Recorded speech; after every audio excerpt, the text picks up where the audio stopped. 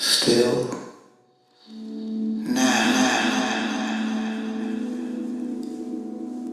Everyday techniques to help you be the very best version of you. Hi there, I'm John.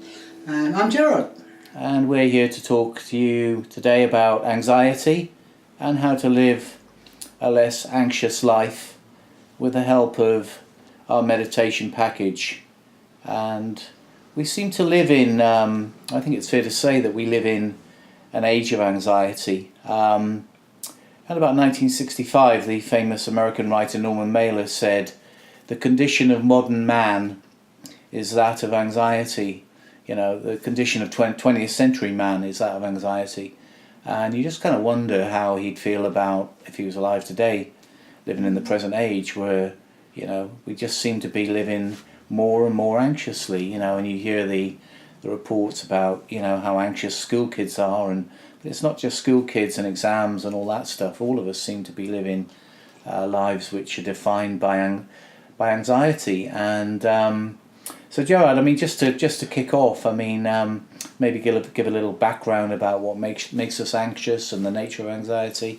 Absolutely, yeah. You're so right when you think about instead the 60s.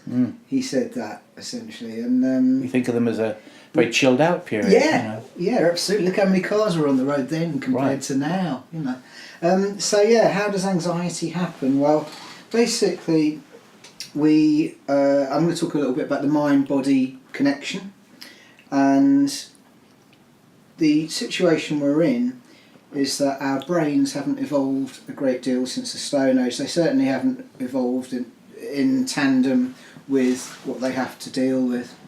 So if you go back to the Stone Age and you're being chased by a lion or something like that, your body needs to react accordingly. So it needs to release adrenaline and give you the energy, and you go into something called the fight or flight mode. And the fight or flight mode essentially it's giving you the energy to either run away or fight or do whatever you need to survive. The problem we face today, of course, is that we don't get chased by lions, but our brains can't tell the difference essentially in terms of the way it chemically reacts. They can't tell the difference between being chased by a lion and being dissed on Facebook. So obviously things like being dissed on Facebook or all these just little everyday kind of niggles, the brain reacts in the same way by pumping adrenaline into the body and cortisol as well. These are kind of, apart from life-threatening situations, these are rather unhelpful chemicals to have too much going around. So if you are constantly pumping cortisol in your body, as many of us are, because of various stresses, then you're going to end up with something called hypercortisolemia or something like that. Hypercortisolemia, yeah. And if you do that, then basically your body is going to be devoting a lot of time to try to balance that out, and a lot of energy to try and balance that out. And those bits of energy are going there where they should be going to keeping you healthy and so on and so forth. And that's where illness comes from, particularly stress, mental illness and so on and so forth. So anxiety, I think anyone who's feeling anxious, I think the first thing I'd say is it's really not your fault. And surely, Gerard, a certain amount of anxiety is actually natural and probably helpful. I mean, if you are in a dangerous situation, you know, if I walk into a pub, this is a very unlikely scenario, but if I walked into a bar this evening and it wasn't the kind of bar I was expecting, and there was sort of like gangs of skinheads standing around looking threatening, I'm going to feel anxious, and that anxiety is going to tell me to probably exit the bar as swiftly as I can. Right? That's a real life situation. A little bit far fetched these days because skinheads aren't exactly a commonplace occurrence.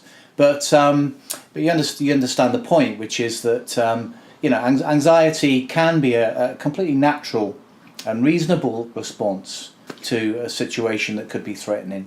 The fight or flight mode, yes, it was always there for our safety. The problem is that the brain has a difficult time distinguishing between genuine scenarios of threat and imagined ones. And of course we spend so much of our lives catastrophizing, worrying about the future, what might happen, worrying about the past and things we may regret or wish we'd done differently, and so on. So yeah, absolutely, there is a sort of, there are cases where it's a useful thing, but mainly we are not skillful enough. Our brains haven't evolved in tandem with our situations. Mm-hmm. So we're kind of misreacting a lot of the time, through no fault of our own, of course. Yeah. But it is curable. Yeah. Curable, perhaps the wrong word, but it is something you can do something about. And I guess that's what we're here to talk about today, really, because I mean, you particularly, John, I think you came to meditation and so on through a history of anxiety. Do you want to talk about that a bit, perhaps? Yeah, from an early age, really. I was a very anxious child, became a very anxious teenager, and an even more anxious young adult. That went on probably through my 20s, 30s, and probably came to a head in my 40s. Well, yeah, I was living on my nerves. I mean, I was anxious, I was worried, not necessarily about anything in particular. There was just a vague sense of, a creeping sense of unease that sort of defined my life. And when I look back, I realise that a big part of the problem for me is that I wasn't present very much in my life. I wasn't present in the moment. What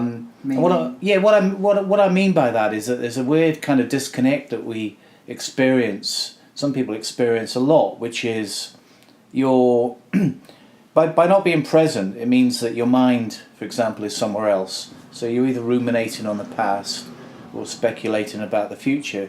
So there's a real disconnect between, we're not physically where we are mentally. Mentally we're somewhere else. Physically we're here, even though we may not be aware of what's happening with our bodies. And I think that's one instance that causes a huge amount of anxiety. In that gap between, another way of putting it is that you can be, it's the gap between where you are and where you think you ought to be. That's a situation that causes a lot of anxiety for people. Absolutely. Especially in modern society with all its values and so on. Yeah, and the way that the way technology is going, that we seem to be it's easier and easier for us to be drawn out of the moment, because we're so, there's endless distractions. I mean, if you've got a smartphone, you've got 1,000,001 ways to distract yourself at any one given moment.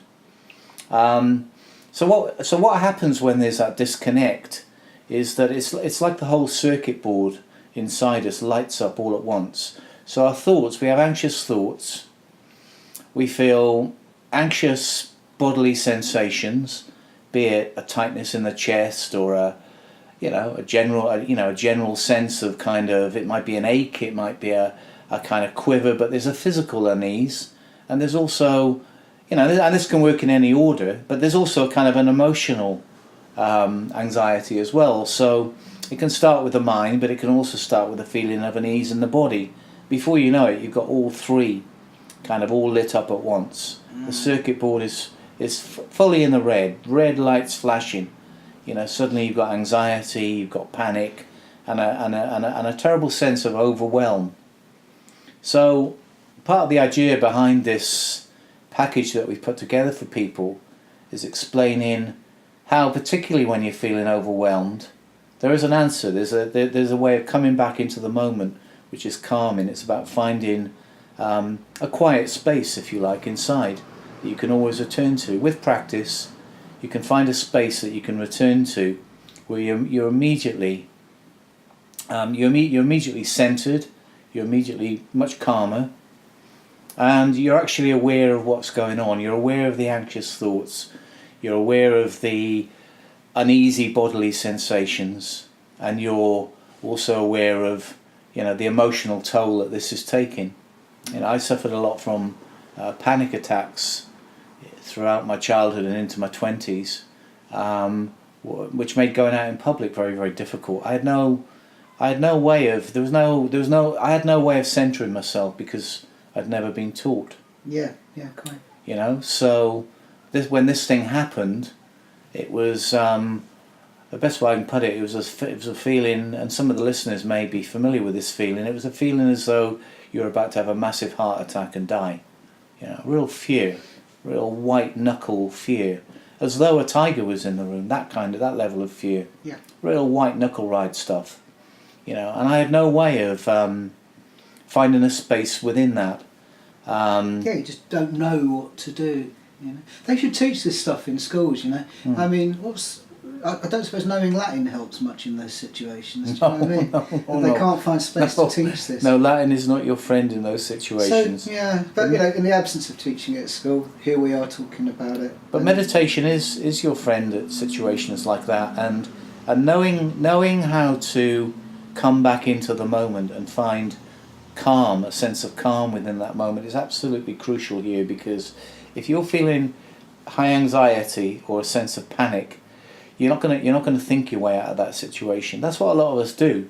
You've thought your way into that situation, haven't you? That you've it's all this narrative stuff, isn't it? Basically, so if I'm self-employed and if somebody doesn't pay me on time, that narrative can go in a split second. If somebody doesn't pay me on time, I might not be able to pay the rent this month. If I can't pay the rent this month, I might get evicted. If I get evicted, I might I'll become homeless and I'll be sitting in some shop doorway, and how on earth am I going to survive the winter nights? And I'm certainly, my wife's going to leave me, and this is going to leave me with nothing, and I'm going to be sleeping in a shop doorway, and then I'm probably going to get into heroin, and then I'm probably going to die. And so all this, the brain being a supercomputer, happens in a split second from somebody not paying me on time to I'm going to die. And that is the power of the brain. That we can use in a negative way. It is, of course, it's the brain trying to keep us safe. Of course. And it's the cortisol and the adrenaline flooding everything into the fight or flight mode and trying to prepare us and trying to keep us safe. But of course, it's an unskillful response. So what we are here to talk about, I suppose, is achieving what's called homeostasis, which is when, having spoken about the body-mind connection, about getting too much cortisol in the body, the other side of that is endorphins. And the body, when it's kind of more balanced, has got more endorphins. And meditation, this is all scientifically proved, I should point out for the benefit of the listeners, that we don't venture in these things into anything that isn't scientifically, clinically proven. Meditation, regular meditation particularly, can help achieve that homeostasis and help us respond more skillfully to these moments of panic, whether it's I've got an exam coming up, or I can't sleep, or I'm late with my rent, or I'm getting divorced, or whatever. Or just a general sense of underlying anxiety, which is certainly that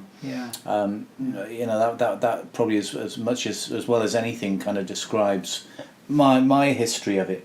It was a general sense of, at times I'd get more anxious than other times, but always there was this, and some listeners may relate to this sense of almost like a kind of rumbling under the floorboards. That's what the anxiety felt like, and the rumbling got louder and louder and louder, until I discovered meditation some years ago. And what I found is that there is a way. This is the solution that we're suggesting, and we're confident because it works for us. You know. That's absolutely. I mean, we are both sitting here right now. We both know each other because we both independently found this to be a solution, and something that brings great peace. Something that brought me a peace that I hadn't really experienced since the carefree days of being a child. When I say that, I mean the prepubescent. Yes. That's so long ago. I'm 55. As I speak here, and I hadn't felt that kind of peace since I was about 8 or something like that. Yeah. So when you don't have these tools in your toolbox, when you're not familiar with these very simple and easily accessible skills, so what tends to happen is anxiety begets anxiety. So the more I think about being anxious, the more anxious I'm likely to be, and so on, so forth, and it just piles agony upon agony. But your brain, every time you think an anxious thought, your brain's trying to keep you safer, and of course it's doing that by pumping more adrenaline in and so on. And I'm sure everybody listening who is going through any kind of anxiety will know that feeling of, like, kind of stuff piling up very quickly, one on top of the other all the time. And of course, then there's one of the strategies that many of us use when we're feeling anxious is to push it away. And as with pushing away any other kind of emotion, be it jealousy or whatever, pushing away anxiety is invariably not going to work. It's going to come back at us with a vengeance. It's as though, Absolutely, yeah. and so this is, although this is simple and easily accessible, there's something about this which is, it's make no mistake about it, it's a radical act, because what we're actually suggesting here, it's experiential. You need to experience this. You need to do these meditations to really notice. Totally. Listening to this conversation, obviously we hope it helps, which is why we're recording it, but it's not the solution. The solution lies in actually taking the action and meditating. Yeah, what we're suggesting here is that we're replacing the anxious response with, in a sense, a relaxation response. We're showing people how, at moments of anxiety, they can, by using these meditations, familiarising oneself with these meditations, and then being au fait enough with these meditations so that they're there to use whenever you feel anxious. The relaxation response almost becomes second nature. Yeah, absolutely. Yeah, every response we make is kind of a trigger born of habit. Mm-hmm. So the more often you meditate, I mean, the way things have changed for me, and how I used to deal with a lot of anxiety, particularly social anxiety, was just heavy drinking. Mm-hmm. And it kind of gives a temporary respite from the feeling of being anxious, but it really didn't do me any favours socially or physically, I don't think. Well, I'm sure it's the main reason why alcohol is, let's face it, nobody drinks copious amounts of vodka and beer simply because they like the taste. No. We like the effect. Just have to remember your first drink to remember how horrible it was. Right, really, yeah. right, and we drink mainly, I suspect, because it oils the wheels of sociability. It makes us less inhibited. When and it does relax you. It relaxes your muscles and so on. Absolutely, but we're not recommending kind of putting oneself into a sort of heavy drinking habit. This is far more effective because drinking, there's a toll to pay, isn't there? The next morning and then more generally. Mm-hmm. And when you get to our ages, it's pretty much an impossibility to do it on any kind of regular basis. Well, that's right. Yeah. But whatever age you are, I mean, we're not puritanical about it, as I hope is coming over. But meditation is definitely something that kind of, for the first time in my adult life, I had skills, or just I had responses. I had sort of solutions that were that enabled me to deal with stuff that I'd just never been taught how to deal with. Mm-hmm. And a lot of that had at its root anxiety. Even if I didn't notice I was being anxious sometimes, I look back and I think, God, yeah, I was dreadfully uncomfortable in those situations, Mm-hmm. and I often reached for the bottle or the spliff. Yeah, so there's no situation really where this meditation approach cannot be useful. It's useful in all kinds of situations, and what people might well find when they start using these meditations is that really what this is about. It's about not pushing away experience or trying to distract ourselves from what we're actually feeling. There's a sense of befriending going on here. There's a sense of us befriending this feeling that we're having, and it's counterintuitive, obviously, because people might well sit there thinking, well, why would I want to befriend fear?